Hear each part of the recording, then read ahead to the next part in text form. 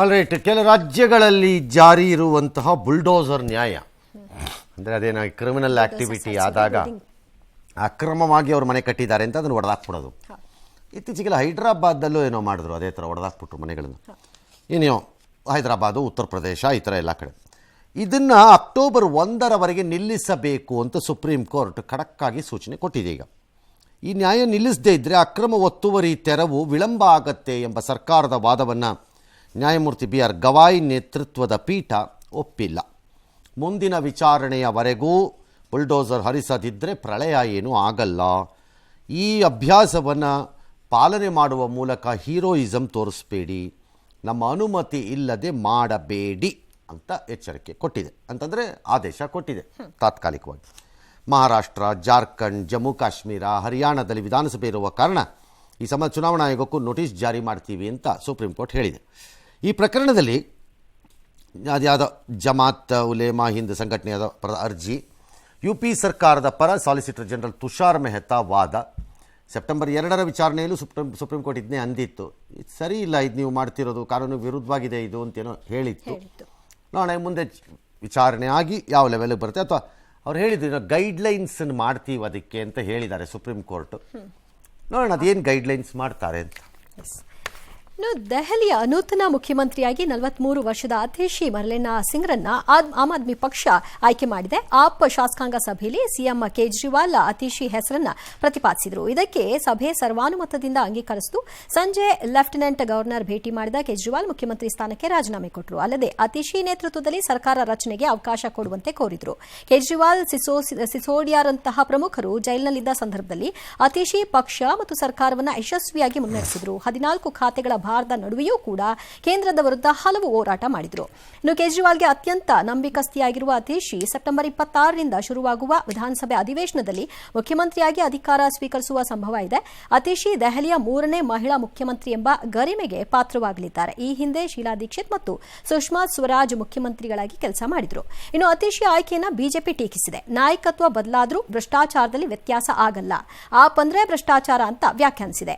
ಅತೀಶಿ dummy CM. ಅತೀಶಿ ಕುಟುಂಬಸ್ಥರು ಈ ಹಿಂದೆ ಉಗ್ರ ಅಫ್ಜಲ್ ಗುರುನನ್ನ ಗಲ್ಲಿಗೇರಿಸುವುದನ್ನು ವಿರೋಧಿಸಿ ಹೋರಾಟ ನಡೆಸಿದ್ರು. ಇಂಥವರಿಗೆ ಮುಖ್ಯಮಂತ್ರಿ ಸ್ಥಾನ ನೀಡುತ್ತಿದ್ದಾರೆ.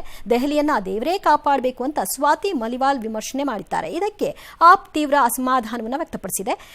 ಈ ಮಧ್ಯೆ ಅತೀಶಿ ಆಪ್ ಸೇರುವ ಮೊದಲು ಆಂಧ್ರದಲ್ಲಿ ಶಿಕ್ಷಕಿಯಾಗಿದ್ರು. ಮಧ್ಯಪ್ರದೇಶದ NGO ಒಂದರಲ್ಲಿ 7 ವರ್ಷ ಕೆಲಸ ಮಾಡಿದ್ರು. ಆಲ್ ರೈಟ್, ಹೊಸ ಮುಖ್ಯಮಂತ್ರಿ ಏನೋ ಬಂದಿದ್ದಾರೆ, ಬಟ್ ಅದು ದೀರ್ಘಕಾಲದ ಮುಖ್ಯಮಂತ್ರಿ ಏನಲ್ಲ. 5ರಿಂದ 6 ತಿಂಗಳು, 4 ತಿಂಗಳು, 5, 6 ಇಲ್ಲ, 4-5 ತಿಂಗಳು ಇರಬೇಕಷ್ಟೇ. ಅದು ಎರಡನೇದು ಆಪೇ ಹೇಳಿದೆ, ಅವ್ರು ಏನೇ ಆದ್ರೂ ಯಾರೇ ಕೂತ್ರು ಕೇಜ್ರಿವಾಲೇ ಮುಖ್ಯಮಂತ್ರಿ ಅಂತ. ಸೊ ಲಾರ್ಜ್ಲಿ ಒಂದು ರೀತಿ ಡಮ್ಮಿ ಥರನೋ ಏನೋ ಕೂತಂಗಿದೆ. ಯಾಕಂದ್ರೆ ಅವರು ರಾಮ ಬಿಟ್ಟೋದಾದಾಗ ಭರತ ಪಾದುಕೆ ಇಟ್ಕೊಂಡು ಕಾಯ್ತಿದ್ದಂಗೆ ಅವ್ರು ಕಾಯ್ತಾರ ಅಷ್ಟೇ ಅಂತೆಲ್ಲ ಹೇಳಿದ್ದಾರೆ. Which means she will virtually have no powers ಅನ್ನೋ ಥರ. ಅದೊಂದು ಡಮ್ಮಿನೇ. ಅದನ್ನು ಜನ ಹೇಗೆ ಸ್ವೀಕಾರ ಮಾಡ್ತಾರೆ, ಜನಕ್ಕೆ ಬಿಟ್ಟಿದ್ದಿದ್ದು. ಕೇಜ್ರಿವಾಲ್ದು ಅಷ್ಟೇ ದೊಡ್ಡ ರಿಸ್ಕ್ ತೊಗೊಂಡಂಗಿದೆ. ಎಗೈನ್ ದಿಲ್ಲಿಯ ಜನ ಅದನ್ನು ಯಾವ ರೀತಿ ನೋಡ್ತಾರೆ ಮತ್ತು ತಮ್ಮ ತೀರ್ಮಾನವನ್ನು ಕೊಡ್ತಾರೆ. ಒಂದು ಲಿಕ್ಕರ್ ಪಾಲಿಸಿನಲ್ಲಿ ಬಂದಿರೋಂಥ ಗಲಾಟೆ ಗೋಜಲು ಎಲ್ಲ ಇದೆ. ಅದು ಕಾನೂನಿನ ಪ್ರಕಾರ ನ್ಯಾಯಾಲಯದಲ್ಲಿ ಏನಾಗುತ್ತೋ ಅದು ಆಗಬೇಕು. ಆದರೆ ಎರಡನೇದು ಹಲವಾರು ಬೆಳವಣಿಗೆಗಳೇನು ನಡೆದಿದೆ 10 ವರ್ಷದಲ್ಲಿ ಆಪ್ ಸರ್ಕಾರದಲ್ಲಿ, ಅದು ಜನರಿಗೆ ಒಂದಿಷ್ಟು ಅಸಮಾಧಾನವನ್ನು ತಂದಿರಬಹುದು. 10 ವರ್ಷ ಆದಾಗ ನರೇಂದ್ರ ಮೋದಿಯ ವಿಚಾರದಲ್ಲೇ ಜನ ಸಂಪೂರ್ಣ ಉತ್ಸಾಹವನ್ನು ಕಳೆದ ಚುನಾವಣೆಯಲ್ಲಿ ತೋರಿಸಿಲ್ಲ ಅಂತಾಯಿತು ಸೀಟುಗಳ ಲೆಕ್ಕಾಚಾರದಲ್ಲಿ. ಅದಕ್ಕೆ ಕಾರಣ 1000 ಕೊಡ್ಬೋದು. ಅವ್ರು ರಾಂಗ್ ಆಯ್ಕೆ ಮಾಡಿಬಿಟ್ರು, ಅವ್ರು ಹಂಗೆ ಮಾಡಿಬಿಟ್ರು, ಹಿಂಗೆ ಮಾಡಿಬಿಟ್ರು ಅಂತ ಏನು ಬೇಕಾದ್ರೂ ಹೇಳ್ಕೊಬೋದು. But ತೀರ್ಮಾನನೇ finally. ಹಾಗೆ ಆಪ್ಗೂ ಒಂದು ಆ್ಯಂಟಿ ಇನ್ಕಂಬೆನ್ಸಿ ಅನ್ನೋದು ಬರುತ್ತೆ. ಈಗ ದಿಲ್ಲಿನಲ್ಲಿ 10 ವರ್ಷ ಆದಮೇಲೆ ಸುಲಭ ಅಲ್ಲ ಅದು. ಮತ್ತು ಅದು ಯಾವುದೋ ಮನೆ ಗಲಾಟೆ, ಅದೇನೋ ಅವ್ರದ್ದು CM ಮನೆನ 45 ಕೋಟಿನಲ್ಲಿ ರಿನೋವೇಟ್ ಮಾಡಿದ್ರು ಅಂತಾನೋ, ಅದು ಏನೇನೋ ಆ ಥರದ್ದೆಲ್ಲ ಇದೆ. ಜನ ಇದೆಲ್ಲ ಗಮನಿಸಿರ್ತಾರೆ. ತೀರ್ಮಾನ ಗೊತ್ತಿಲ್ಲ, ಏನು ತೀರ್ಮಾನ ಕೊಡ್ತಾರೋ. ಮುಖ್ಯ ನ್ಯಾಯಮೂರ್ತಿಗಳು ಕೇಂದ್ರ ಸುಪ್ರೀಂ ಕೋರ್ಟ್ನ ನಿವಾಸದಲ್ಲಿ ಗಣಪತಿ ಪೂಜೆಯಲ್ಲಿ ಪಾಲ್ಗೊಂಡಿದ್ದಕ್ಕೆ ಪ್ರಧಾನಮಂತ್ರಿಗಳು ನೇರವಾಗಿ ಅಲ್ಲದಿದ್ದರೂ ಅಪ್ರತ್ಯಕ್ಷವಾಗಿ ಒಂದು ಮಾತನ್ನು ಆಡಿದ್ದಾರೆ. ದೇಶವನ್ನು ವಿಭಜನೆ ಮಾಡುವವರು ಗಣಪತಿ ಪೂಜೆಯನ್ನು ಅಂಗೀಕರಿಸುತ್ತಿಲ್ಲ. ಕರ್ನಾಟಕದಲ್ಲಿ ಗಣೇಶನ ವಿಗ್ರಹವನ್ನು ಜೈಲ್ಗೆ ಹಾಕ್ಬಿಟ್ರು. ಜೈಲ್ಗೆ ಹಾಕ್ಲಿಲ್ಲ ಅಲ್ಲ, ಎತ್ಕೊಂಡೋಗಿ ಕಾರಲ್ಲಿ ಎತ್ಕೊಂಡು ಓಡೋಗ್ಬಿಟ್ರು ಪೊಲೀಸ್ನವರು. That is not fair. ಹೌದು, ದೇಶಾದ್ಯಂತ ಸಂಚಲನ ಮೂಡಿಸಿದೆ, ದೇಶಾದ್ಯಂತ ಸುದ್ದಿ ಆಗಿತ್ತು. ಹೌದೌದು, ಕರೆಕ್ಟ್. ಅದು ಸರಿ, ಇಂಥ ದ್ವೇಷ ದೇಶಕ್ಕೆ ಅಪಾಯಕಾರಿ ಅಂತ ಅವರು ಅಂದರು. ಅಂದಾಗೆ 3ನೇ ಅವಧಿಯಲ್ಲಿ ಮೋದಿ ಸರ್ಕಾರ ಅಸ್ತಿತ್ವಕ್ಕೆ ಬಂದು ಇವತ್ತಿಗೆ 100 ದಿನ. ಈ ಸಂದರ್ಭದಲ್ಲಿ ಕೇಂದ್ರ ಗೃಹ ಮಂತ್ರಿಗಳು ಮಾತನಾಡಿ ದೇಶದಲ್ಲಿ ಜನಗಣತಿ ಜೊತೆಗೆ ಜಾತಿ ಗಣತಿ ನಡೆಸುವ ಸುಳಿವನ್ನು ಕೊಟ್ಟರು. ಒಂದು ದೇಶ ಒಂದು ಚುನಾವಣೆ ಜಾರಿಗೆ ಚಿಂತನೆ ನಡೆಸ್ತಾ ಇದ್ದೀವಿ ಮತ್ತು ವಕ್ಫ್ ಆಸ್ತಿಗಳನ್ನು ಸಂರಕ್ಷಿಸುವ ದೃಷ್ಟಿಯಿಂದ ಅದರ ತಿದ್ದುಪಡಿ ಕಾಯ್ದೆಗೆ ಶೀಘ್ರವೇ ಅನುಮೋದನೆಯನ್ನು ಪಡೀತೀವಿ ಅಂತ ಅಂದರು. ಈ ಮಧ್ಯೆ ಹಲವಾರು ಸಮಸ್ಯೆಗಳಿಗೆ ಕಾರಣ ಆಗ್ತಾ ಇದೆ. ಹಾಗಾಗಿ ಭಾರತ ಮಯನ್ಮಾರ್ ಗಡಿಯಲ್ಲಿ 1500 ಕಿಲೋಮೀಟರ್ ತಂತಿ ಬೇಲಿ ಅಳವಡಿಸೋಣ ಅಂತ ಕೇಂದ್ರ ಸರ್ಕಾರ ನಿರ್ಧಾರ ಮಾಡಿದೆ. ಈಗ ಒಂದು 30 ಕಿಲೋಮೀಟರ್ ಮಾಡಿದಾರಂತೆ. अंग्रेजों की नजरों में गणेश उत्सव खटकता था. आज भी समाज को बांटने और तोड़ने में लगे सत्ता के भूखे लोगों को गणेश पूजा से परेशानी हो रही है. कांग्रेस और उसके इकोसिस्टम के लोग इसलिए भड़के हुए हैं क्योंकि मैंने गणपति पूजन में हिस्सा लिया था. कर्नाटका में भगवान गणेश की प्रतिमा को ही सलाखों के पीछे डाल दिया. ये हमारे देश के लिए बहुत खतरनाक है. ಈ ದೇಶದಲ್ಲಿ ನಡೆಯೋ ಬಹಳ ವಿಚಾರಗಳನ್ನು ಅವ್ರಿಗೆ ಸಣ್ಣ ಸಣ್ಣ ಮಾಹಿತಿಗಳನ್ನು ಗಮನಕ್ಕೆ ತಂದಿರ್ತಾರಪ್ಪ. ಅದೇನು ತರ್ತಾರೋ ಅವರೇ ತಂದ್ಕೋತಾರೋ ಅದೇನೋ ಗೊತ್ತಿಲ್ಲಪ್ಪ. ಸಣ್ಣ ಸಣ್ಣ ಮ್ಯಾಟ್ರ್ಗಳು ಹೋಗುತ್ತಪ್ಪ. ಅದನ್ನ ಆ ಭಾಗಕ್ಕೆ ಹೋದಾಗ ಅದನ್ನ ಹಿಡ್ಕೊಂಡು ಹೇಳ್ತಾರ ಅವರು. ಆಶ್ಚರ್ಯ ಅದೊಂದು ವಿಚಾರದಲ್ಲಿ. ಎಸ್ ಸರ್, ಈ ಸಿಜೆ ವಿಷಯದಲ್ಲಿ ಆಗೋಯ್ತಲ್ಲ, ಈಗ ಅವ್ರು ಹೋಗಾಯ್ತು ಬಂದಾಯ್ತು, ಅದನ್ನ ಅವ್ರು ಡಿಫೆಂಡ್ ಮಾಡಾಗಿದೆ.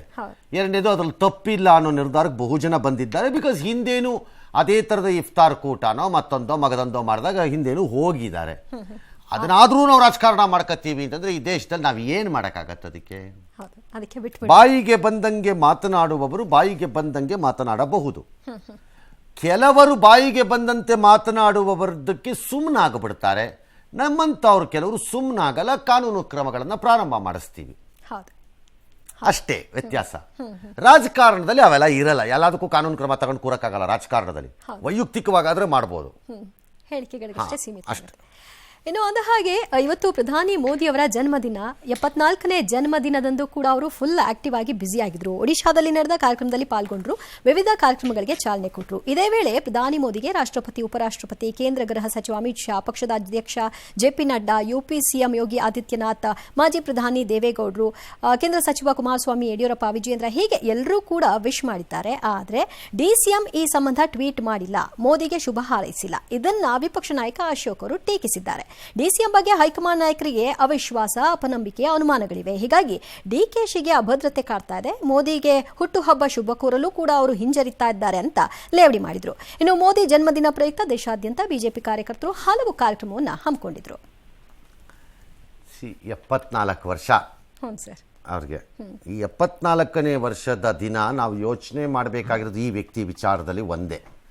ಆ ವಯಸ್ಸಿನಲ್ಲಿ ಇನ್ನೂ ಉಳಿದುಕೊಂಡಿರುವ ಹೋರಾಟದ ಸೆಡವು, ಎರಡನೇದು ಡಿಟರ್ಮಿನೇಷನ್, ಛಲ, ಇನ್ನೊಂದು ಕೆಲಸ ಮಾಡುವ ಪರಿ.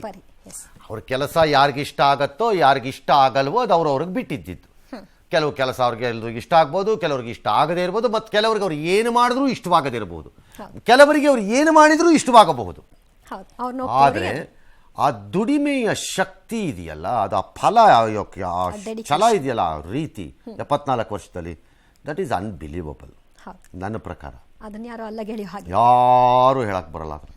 ಮತ್ತು ಈ ಪರಿಪ್ರಮಾಣದಲ್ಲಿ ಆ ರೀತಿ ಇಷ್ಟು ದೀರ್ಘಕಾಲ ಒಂದೇ ಸಮನೆ ಒಂಥರ ನೊಗ ಕಟ್ಕೊಂಡು ತಿರುಗಾಡಿರೋದನ್ನ ನಾನು ನೋಡಿರಲಿಲ್ಲ ಯಾರ ಹತ್ರನೂ.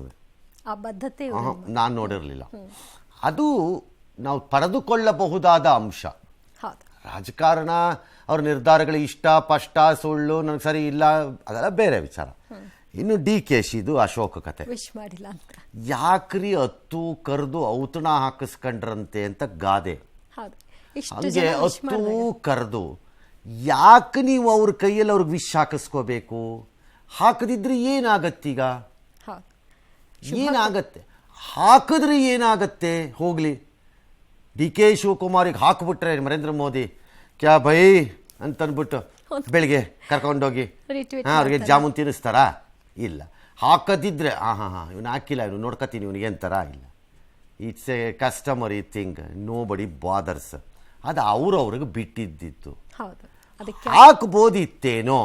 ಯಾಕಂದರೆ ಬೆಂಗಳೂರಿಗೆ ಎಲ್ಲ ರೀತಿಯ ಸಹಕಾರ ಕೊಡಿ ಅಂತ ಭಾಳ ವಿಚಿತ್ರವಾಗಿ ಒಬ್ಬ DCM ಆಗಿ ಪ್ರೈಮ್ ಮಿನಿಸ್ಟರ್ ಹತ್ರ ಪ್ರತ್ಯೇಕವಾದ ಅಪಾಯಿಂಟ್ಮೆಂಟ್ ತಗೊಂಡೋಗಿ ಬಂದು ಪೋಸ್ಟ್ ಕೊಟ್ಟವರು ರೈಟ್. ಹೌದು, ಹಾಕ್ಬೋದಿತ್ತೇನೋ.